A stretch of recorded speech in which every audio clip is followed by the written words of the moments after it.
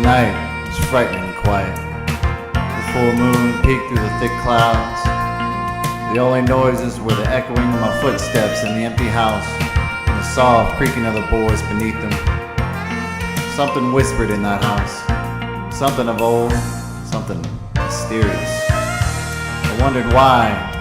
Why had I come to this house 3 miles from town, beachside? Good people lived in beachside, many of whom suffered great losses, but they always showed hospitality.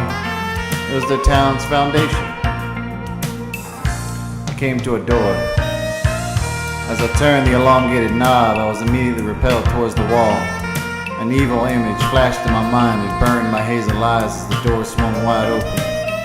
There, standing in front of me, was the most incredible woman I had ever seen. Her eyes were captivating.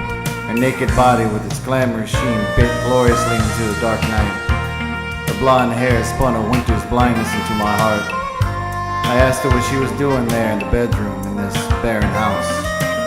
I was wondering why I was here myself. "Where have you been, Donovan?" she asked, reaching her hand out and touching my face. "I missed you." "Where have you been?" I said nothing.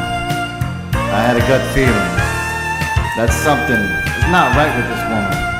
I had never seen her before. She was beautiful, no doubt, but I don't know, something was off.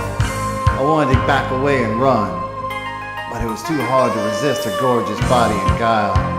The woman pressed close to me and kissed my lips. Oh, it was smooth and soft. I felt that she was sucking some life out of me. She drew me into the bedroom, bare, save for an old, dusty, but strangely pristine bed. She helped me take off my clothes, kissing after every piece came off. Her eyes didn't let go. Deep green flames burned inside them, and rainbow sparks flew around them. I struggled, but to no avail. We started making love. Everything was deep red and spinning viciously. The woman began moaning, but soon the moans turned into screams, not of pleasure, but of pain. Louder and louder they became until the woman thrust herself off of me and began pawing at her face. Large, revolting boils started popping all over her once smooth body. Her skin melted away as they exploded. She was still screaming as her muscles disintegrated and the bones began to decay. The last thing to go was her voice, her horrifying screams, and still they remained in the air. The woman had turned into a sickening puddle. A shadow cast itself over the mattress. I moved for my pants but couldn't. The shadow was holding me down firmly. I struggled as the weight of the dark shadow had crept up my legs, but the shadow just moved quicker. The shadow now in my chest, still holding me down, it sank some form of vicious teeth into me. I howled with pain. The bite filled me with such anger that I flung the heavy shadow off myself and onto the wall. It hissed. I grabbed my pants and ran for the door. Stepping out of the bedroom and into the long hallway, I saw the shadow slither across the trampled down blood-red carpet floor. It stopped at the far end.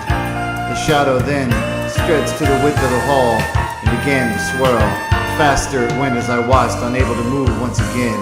It rose high and fell back, leaving a trailing mist behind. It rose and fell again. The mist grew thicker. The opaque mist stopped swirling. It had taken a new form. Color grew inside the shadow creature. Dark, bulging spheres became eyes. A gorge gaping hole became a mouthful of sharp, gnashing teeth. The horns gnarled and became sharp and jagged. The lower half of the shadow creature was then covered in fur, brown and dirty. The limbs solidified after the snarling nose came into being. I watched, horrified, as the shadow creature came towards me, shaking the house and causing flakes of the ceiling to fall. Suddenly, the stage light fell through the roof. It nearly chopped off my damn head. The director yelled cut, and I went back to my trailer.